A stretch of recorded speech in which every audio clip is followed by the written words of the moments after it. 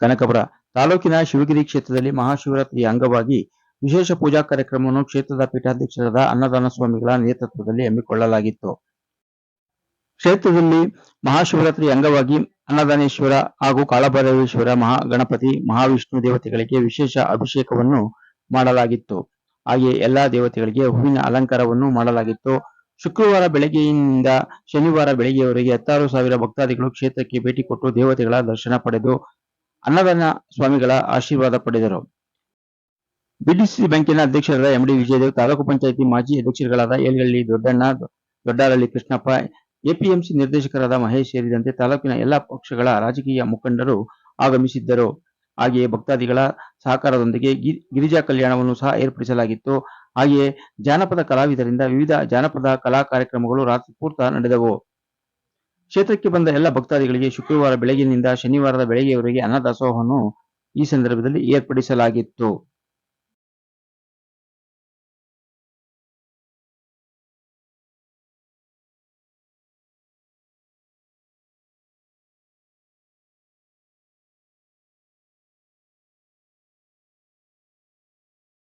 ಏನಿದೆ ಆ ಪ್ರಾಣಿಯನ್ನ ಸಂಹಾರ ಮಾಡಬೇಕು ಅಂದ್ರೆ ಪ್ರಾಣ ಬಿಟ್ಟು ಹೊಡಿಬೇಕು, ಅಷ್ಟು ಅವ್ನ ಗುರಿ ಇತ್ತು. ಕೊನೆಗೆ ಅವನ ಪ್ರಾಣಿ ಹೊಡೆಯಕ್ಕಾಗಲಿಲ್ಲ, ಬೆಳಕರೋಯ್ತು. ಒಂದಿನ ಶರೀರ ಬಿಡ್ತಾನಂತೆ. ಆಗ ಒಂದ್ ಕಡೆ ಯಮದೂತರು ಬರ್ತಾರೆ, ಇನ್ನೊಂದ್ ಕಡೆ ಶಿವದೂತರು ಬರ್ತಾರಂತೆ ಕರ್ಕೊಂಡು ಹೋಗ್ಲಿಕ್ಕೆ. ಕೇಳ್ತಾರೆ, ಆಗ ನೀವ್ ಯಾಕೆ ತಂದಿದ್ದೀರಿ ಶಿವದೂತರೆ, ಇವನು ಮಹಾಪಾಪಿ, ಇವನ್ನ ನಾವು ಯಮದೂತರು ಕರ್ಕೊಂಡು ಹೋಗ್ತೀವಿ ಅಂತಾರೆ. ಇಲ್ಲ, ಅವನು ಮಹಾಭಕ್ತ, ಅವನನ್ನು ನಾವು ಶಿವಲೋಕಕ್ಕೆ ಕರ್ಕೊಂಡ್ಬರ್ಬೇಕು ಅಂತ ಹೇಳಿ ಶಿವನ ಆದೇಶ ಆಗಿದೆ. ಯಾಕೆ ಹಿಂಗೆ ಹೇಳ್ತಿರಲ್ಲ ಅಂತೇಳಿ ಧರ್ಮ ಜಿಜ್ಞಾಸೆ ನಡೀತದಂತೆ.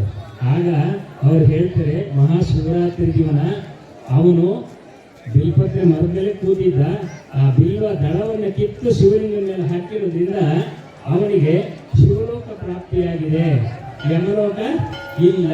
ಅವನೆಷ್ಟೇ ಪಾಪ ಮಾಡಿದ್ರೆ ಆ ಒಂದು ದಿನ ತ್ರಯೋದಶಿಯ ಶಿಶುರತಿ ದಿನ, ಆ ಪುಣ್ಯ ಕಾಲದಲ್ಲಿ ಆ ಶಿವಲಿಂಗದ ಮೇಲೆ ಬಿಲ್ಲವನ್ನು ಹಾಕಿರೋದ್ರಿಂದ ಅವನು ಇಷ್ಟು ತನಕ ಏನು ಜನ್ಮಾಂತರಗಳಿಂದ ಮಾಡಿದನ ಪಾಪ, ಆ ಪಾಪ ಎಲ್ಲೂ ನಾಶ ಆಗಿದೆ. ಹಾಗಾಗಿ ಅವನನ್ನು ನಾವು ಇವತ್ತು ಕೈಲಾಸ ಕರ್ಕೊಂಡು ಹೋಗ್ತಾ ಇದ್ದೀವಿ ಅಂತ ಹೇಳಿ ಕೈಲಾಸ ಕರ್ಕೊಂಡು ಹೋಗ್ತಾರಂತೆ. ಆ ದಿನವನ್ನು ಕೂಡ ಮಹಾಶಿವರಾತ್ರಿಯಿಂದ ಆಚರಣೆ ಮಾಡ್ತೀವಿ. ಅದಕ್ಕೋಸ್ಕರ ತ್ರಿದಳಂ ತ್ರಿಗುಣಾಕಾರಂ ತ್ರಿನೇತ್ರಂಚ ಪ್ರಿಯಾಯುಧಂ ತ್ರಿಜನ್ಮ ಪಾಪ ಸಂಹಾರಂ ಏಕದೈವಂ ಶಿವಾರ್ಪಣಂ ಅಂತ.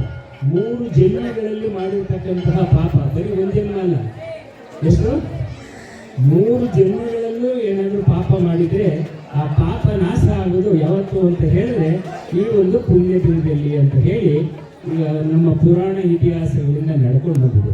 ಆ ಕಾರಣಕ್ಕೋಸ್ಕರ ಭಕ್ತರ ಮನಸ್ಸು ಭಗವಂತನ ಕಡೆಗೆ ಪ್ರೀತಿಗೆ ಪಾತ್ರವಾಗಲಿ, ಅವನ ನಾಮಸ್ಮರಣೆಯಲ್ಲಿ ಇವತ್ತೆಲ್ಲ ನಿಮ್ಮ ಕಾಲದ ಕೇಳಿ ಅಂತಕ್ಕಂಥ ಒಂದು ದೃಷ್ಟಿಯಿಂದ ಈ ಒಂದು ಗಿರಿಜಾ ಕಲ್ಯಾಣೋತ್ಸವ ಅಂತ ಹೇಳಿ ಆ ಕಾರ್ಯಕ್ರಮನ ಇವತ್ತು ನಮ್ಮ ಶಾಲೆಯ DGS ಇನ್ಸ್ಟಿಟ್ಯೂಟಿನ ಎಲ್ಲ ಪ್ರಾಂಶುಪಾಲರುಗಳು, ಶಿಕ್ಷಕರು, ನಮ್ಮ ಆಯಾಗಳು ಪ್ರತಿಯೊಬ್ಬರು ಕೂಡ ಇದರಲ್ಲಿ ಭಾಗಿಯಾಗಿದ್ದ ಜೊತೆಗೆ ನಮ್ಮ ಆಸ್ತಿಕ ಮಹಾಶಯರು ಕೂಡ ಪಾಲ್ಗೊಂಡು ಈ ಕಾರ್ಯಕ್ರಮದಲ್ಲಿ ಪಾಲ್ಗೊಂಡು ನೀವೆಲ್ಲ ಧನ್ಯರಾಗಿದ್ದೀರಾ. ಬಹಳ ಸಂತೋಷ. ಭಗವಂತ ನಿಮ್ಮೆಲ್ಲರೂ ಆಯಸ್ಸು, ಆರೋಗ್ಯ, ಸಕಲ ಸಂಪತ್ತನ್ನು ಕೊಟ್ಟು ಸರ್ವರಿಗೂ ಸನ್ಮಾನಗಳನ್ನು ಉಂಟು ಮಾಡಲಿ ಅಂತ ಹೇಳಿ ತುಂಬ ಹೃದಯದಿಂದ ಹಾರೈಸ್ತಾ ಇದ್ದೀನಿ. ಈಗಾಗಲೇ ಹೇಳ್ತಾ ಇದ್ದೆ, ಹೆಣ್ಣು ಗಂಡು ಮದುವೆ ಆದಮೇಲೆ ಅದೇನು ಮಾಡ್ತೀರಲ್ಲ, ಚೆಂಡಾಟ ಎಲ್ಲ ಹಾಡ್ತಾರೆ. ಅದಾದ್ಮೇಲೆ ಇದು ಏನು ಮುಯಿ ಹಾಕಬೇಕು. ಹೆಣ್ಣವ್ರಿಗೆ ಹೆಣ್ಣು ಕಡೆ ಹೆಣ್ಣಿಗೆ ಎಷ್ಟು ಮುಯಿ ಹಾಕ್ತಿರೋ, ಗಂಡಿಗೆ ಎಷ್ಟು ಮುಯಿ ಹಾಕ್ತಿರೋ, ನಿಮ್ಮ ಮಕ್ಕಳ ಮದುವೆಗೋ ನಿಮ್ಮ ಮದುವೆಗೋ ಅಷ್ಟಿಗಿಂತ 100ರಷ್ಟು ಪ್ರತಿಫಲ ನಿಮಗೆ ಸಿಗುತ್ತೆ.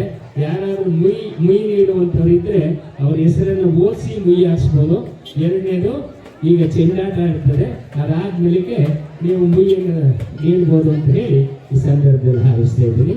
ಜೈ ಶ್ರೀ ಗುರು.